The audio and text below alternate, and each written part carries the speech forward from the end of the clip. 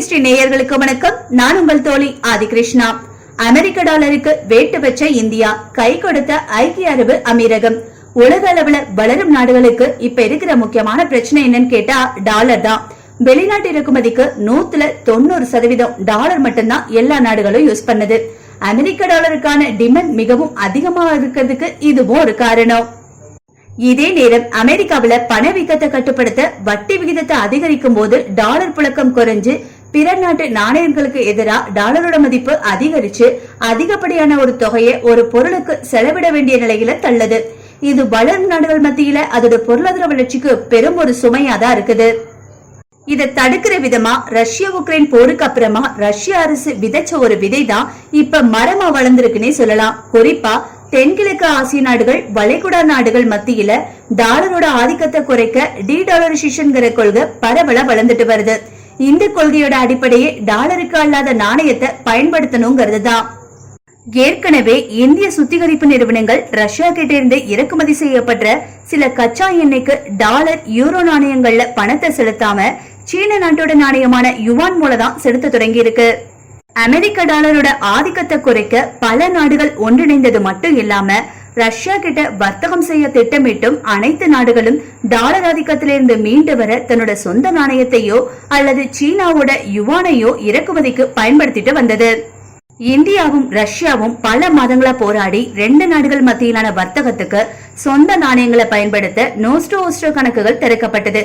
ஆனா சில முக்கிய காரணங்களால இந்திய ரஷ்யா இடையிலான இந்த பேச்சுவார்த்தை நிறுத்தப்பட்டுச்சு. இந்த ஒரு நிலையில ரஷ்யா மற்றும் அதோட வாடிக்கையாளர்கள் மீது டாலர் மதிப்பிலான பரிமாற்றத்திற்கு மேற்கத்திய நாடுகள் பொருளாதார தடைகளை விதிச்ச நிலையில ரஷ்யாவுடனான பரிமாற்றத்துக்கு இந்தியா சில வாரங்களுக்கு முன்பு யூரோ பயன்படுத்திட்டு வந்த நிலையில சீனாவோட யுவான பயன்படுத்துச்சு. ஜூன் மாதத்துல இந்தியாவோட ரஷ்ய எண்ணெய் இறக்குமதி புதிய வரலாறு காணாத உச்சத்தை எட்டுச்சு. கெப்லர் நிறுவனத்தோட கச்சா ஆய்வுகளின்படி அதோட தலைவரான விக்டர் கட்டோனா ஜூன் மாதம் இந்தியா ஒரு நாளைக்கு 2.2 மில்லியன் பேரல் அளவிலான கச்சா எண்ணெயை இறக்குமதி செஞ்சிருக்கணும். அதுல 1.5 மில்லியன் பேரல் கச்சா எண்ணெய ரஷ்யா கிட்ட இருந்து மட்டுமே இறக்குமதி பண்ணிருக்குன்னு விக்டர் கட்டோனா தெரிவிச்சாரு. இந்த ஒரு மாபெரும் இறக்குமதிக்கு இந்தியா கச்சா எண்ணெய் சுத்திகரிப்பு நிறுவனங்கள் சீன யுவான் வாயிலா பணத்தை செலுத்திட்டு வந்தது. இதன் மூலமா டாலர் அதிகத்தை இந்தியா தன்னோட பங்குக்கு குறைச்சது. சூழ்நிலைகள் இப்படி இருக்க பங்களாதேஷ் அரசுமே தன்னோட நிதிநிலை, நாணய மதிப்பு இதை மேம்படுத்துறதுக்கு முக்கிய பல முடிவுகளை எடுத்திருக்கு. பங்களாதேஷ் அரசு அந்த நாட்டோட அந்நிய செலாவணி கையிருப்பை அதிகரிக்கவும் தொடர்ந்து அமெரிக்க டாலர்களை தன்னோட வர்த்தகத்துக்கு பயன்படுத்துறதை குறைக்கவும் முடிவு எடுத்திருக்கு. இதற்காக பங்களாதேஷ் அரசு சில மாதங்களுக்கு முன்பு பல்வேறு ஏற்றுமதி வர்த்தகத்துக்கு டாலருக்கு பதிலா சீனாவோட யுவான் நாணயத்தை பயன்படுத்த இருக்கிறதா அறிவிச்சது. இதை தொடர்ந்து தற்போது பங்களாதேஷ் நாட்டோட 2 வங்கிகள் இந்திய ரூபாயில வர்த்தக பரிவர்த்தனைகளை செய்யற வசதிகளை அறிமுகப்படுத்த திட்டமிட்டிருக்கு. State Bank of India ICICI வங்கியோட ரூபாய் கணக்குகளை பங்களாதேஷ் நாட்டோட ஈஸ்டர்ன் வங்கி மற்றும் சொனாலி வங்கி துவங்கி இருக்கு.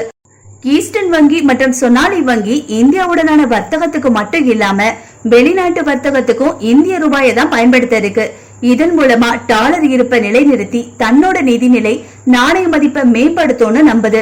இது மறைமுகமா இந்தியா ரூபாய்க்கான டிமாண்ட் அதிகரித்து அதோட மதிப்பை உயர்த்தி டாலரோட ஆதிக்கத்தை குறைக்கவும் அமெரிக்க டாலருக்கு எதிரான மதிப்பை உயர்த்தவும் முடியும்னு வளர்ந்த நாடுகள் மத்தியில டாலருக்கு எதிரான போராட்டத்துல சீன யுவான் மற்றும் இந்திய ரூபாய்க்கு முக்கிய பங்கு கொடுக்குது.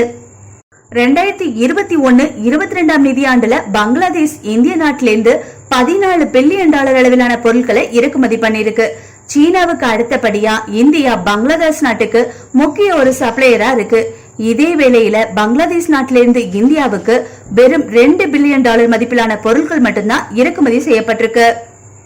சர்வதேச வர்த்தகத்துல டாலர் ஆதிக்கமா இருக்கிற வேளையில ஒவ்வொரு நாடும் தன்னோட ஏற்றுமதி இறக்குமதிக்கு சொந்த நாணயத்தை டாலரா மாற்ற பேமெண்ட் பண்ணிட்டு வந்தது. இதுக்காக டாலருக்கான டிமாண்ட் அதிகரித்து பிற நாணயங்களோட மதிப்பு சரிய தொடங்குச்சு. இந்த ஒரு நிலை ரஷ்யா உக்ரைன் போருக்கு பிறகு தலைகீழா மாறி இருக்கு. முதல்ல ரஷ்ய அரசு தான் விற்பனை செய்யற கச்சா எண்ணெய்க்கு யுவான் மற்றும் ரூபாயில செலுத்த சீனாவுக்கும் இந்தியாவுக்கும் வழிவகை செஞ்சது.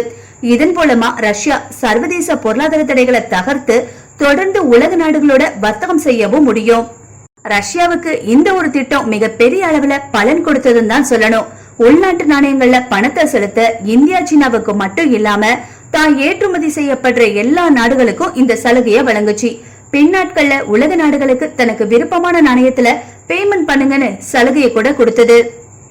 இதை தொடர்ந்து வந்த தைரியத்துலதான் பங்களாதேஷ் ரஷ்யா மத்தியிலான வர்த்தகத்துல நிலுவையில இருக்கிற பணத்தை டாலருக்கு பதிலா சீனாவோட யுவான் நாணயத்துல செலுத்துறோம்னு சொன்னாங்க. இதன்படி பங்களாதேஷ் நாட்டுல கட்டப்பட்டு வர்ற ரூபூர் மின் உற்பத்தி நிலையத்துக்கு செலுத்த வேண்டிய 110 மில்லியன் டாலர்களை யுவான் நாணயத்தின் வழியா செலுத்தப்படும் தெரிவிச்சாங்க.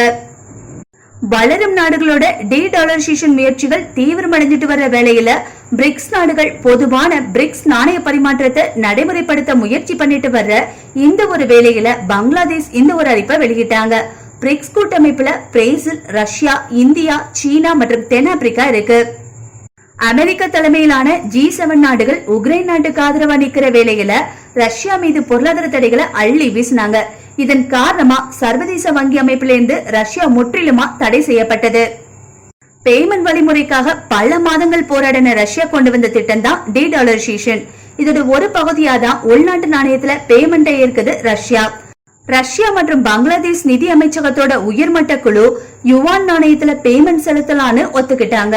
பங்களாதேஷோட நிதி அமைச்சகத்தோட பொருளாதார உறவு பிரிவோட கூடுதல் செயலாளர் உத்தம் குமார் கர்மேக்கர் சொல்றப்ப, ரஷ்ய வங்கிகளுக்கு எதிரான பொருளாதார தடைகள் காரணமா எங்களால அமெரிக்க டாலர்ல பணம் செலுத்த முடியலன்னு ரஷ்யா அவர்களோட கரன்சியான ரூபிள்களை பணம் செலுத்த சொன்னது. ஆனா அது சாத்தியமில்லைங்கிறதுனால நாங்க யுவான் நாணயத்தை தேர்ந்தெடுத்திருக்கோம்னு சொன்னாரு. இந்த ஒரு நிலையில தான் இந்தியாவும் ஐக்கிய அரபு அமீரகமும் இந்த 2 நாடுகள் மத்தியிலான நிதி பரிவர்த்தனையை தீர்க்கிறதுக்கு அந்தந்த நாடுகளோட உள்ளூர் நாணயங்களை பயன்படுத்துறதுக்கான ஒரு கட்டமைப்பை அமைக்கிறதுக்கு புரிந்துணர்வு ஒப்பந்தத்துல சாட்டர்டே கையெழுத்திட்டு இருக்காங்க. இதன் மூலமா இந்தியா ஐக்கிய அரபு அமீரகத்திலிருந்து வாங்குற கச்சா எண்ணெய்க்கு அமெரிக்க டாலர் இல்லாம இந்திய ரூபாய் வாயிலா செலுத்த முடியும். அதே மாதிரி ஐக்கிய அரபு அமீரகம் இந்தியாவிலிருந்து வாங்குற உணவு பொருட்கள், மருந்து பொருட்களுக்கு டாலர் இல்லாம திர்ஹாம்ல செலுத்த முடியும். இதற்காக உருவாக்கப்பட்ட ஒப்பந்தத்துல இந்திய ரிசர்வ் வங்கியோட கவர்னர் சக்திகாந்த தாஸ் மற்றும் ஐக்கிய அரபு அமீரகத்தோட மத்திய வங்கியின் கவர்னர் கலித் முகமது பலாமா 2 பேரும் இரு நாடுகள் மத்தியிலான புரிந்துணர்வு ஒப்பந்தத்துல கையெழுத்திட்டாங்க. இது பிரதமர் மோடியோட பிரான்சுக்கு அடுத்து நடந்த ஐக்கிய அரபு அமீரக பயணத்துல நடந்திருக்கு. இதே போல இந்தியாவோட யூனிஃபைட் பேமெண்ட் இன்டர்ஃபேஸ்னு சொல்லப்படுற UPI உடன் ஐக்கிய அரபு அமீரகத்தோட இன்ஸ்டன்ட் பேமெண்ட் பிளாட்ஃபார்ம் IBBயோட இணைக்க ஒப்பந்தம் செய்யப்பட இருக்கு. இதன் மூலமா இந்தியர்கள் தங்களுடைய UPI தளத்தை பயன்படுத்தி ஐக்கிய அரபு அமீரகத்தோட இன்ஸ்டன்ட் பேமெண்ட் தளத்துல பேமெண்ட் பண்ண முடியும். நம்ம அண்ணாச்சியோட பெட்டி கடையில மட்டும் இல்லங்க, ஐக்கிய அரபு அமீரகம் போனா கூட நம்மளால ஈஸியா போன்ல இருந்தே பேமெண்ட் பண்ண முடியுமா. பிரதமர் நரேந்திர மோடி பிரான்ஸ் நாட்டுக்கு 2 நாள் சுற்றுப்பயணம் மேற்கொண்ட நிலையில ஐரோப்பாவில முதல் நாடா பிரான்ஸ் இந்திய அரசோட ரியல் டைம் பேமெண்ட் தளமான யூனிஃபைட் பேமெண்ட்ஸ் இன்டர்ஃபேஸ் சொல்லப்படுற UPI சேவையை பயன்படுத்த இந்தியாவும் பிரான்ஸ் நாடுகளும் ஒப்புக்கொண்டுள்ளது. கடந்த பிப்ரவரி மாதம் இந்தியாவோட UPI சேவை தளத்தோட சிங்கப்பூர்ல இருக்கிற பே நவுன்னு சொல்லப்படுற உடனடி பேமெண்ட் நெட்வொர்க் கூட இணைக்கப்பட்டது. இதன் மூலமா 2 நாடுகள் மத்தியிலான பேமெண்ட் மிகவும் வேகமா நடக்குது. இந்த ஒரு நிலையில UPI பேமெண்ட் சேவைக்கான ஒப்பந்தம் இந்த 2 நாடுகளுக்கிடையே கையெழுத்திடப்பட்டா சிங்கப்பூரை மாதிரியே இந்தியா மற்றும் ஐக்கிய அரபு அமீரகம் இடையே எளிய மற்றும் வேகமா எல்லை தாண்டின பரிவர்த்தனைகளை செய்ய முடியும். அது மட்டும் இல்லாங்க, இந்தியா பிரான்ஸ் மத்தியிலான வேகமா எல்லை தாண்டிய பரிவர்த்தனைகளை சாத்தியப்படுத்த UPI உருவாக்கின மத்திய அரசோட NPCI மற்றும் பிரான்ஸ் நாட்டோட லிரா கூட கிட்டத்தட்ட 1 வருஷமா இதற்கான முயற்சிகள் எடுத்துட்டு வருது. அஸ்வினி வைஷ்ணவ் கடந்த வருடம் UPI தொடர்பா இந்திய அரசு சுமார் 30 நாடுகளோட பேச்சுவார்த்தை நடத்திட்டு வரதா சொல்லியிருந்தாரு. இந்த 30 நாடுகள்ல பிரான்ஸ், ஐக்கிய அரபு எமிரேட்ஸ் மற்றும் சிங்கப்பூர் இந்த 3 நாடுகளோட ஏற்கனவே புரிந்துணர்வு ஒப்பந்தங்கள்ல கையெழுத்திடப்பட்டுள்ளதாகவும் அஸ்வினி வைஷ்ணவ் கூறியிருந்தாரு. இதே மாதிரி இந்தியாவோட ரூபே டெபிட் மற்றும் கிரெடிட் கார்டுகள் விரைவில் பிரான்ஸ் நாட்டிலையும் ஏற்றுக்கொள்ளப்படும் கடந்த ஆண்டு அஸ்வினி வைஷ்ணவ் சொல்லியிருந்தாருங்கிறது குறிப்பிடத்தக்கது.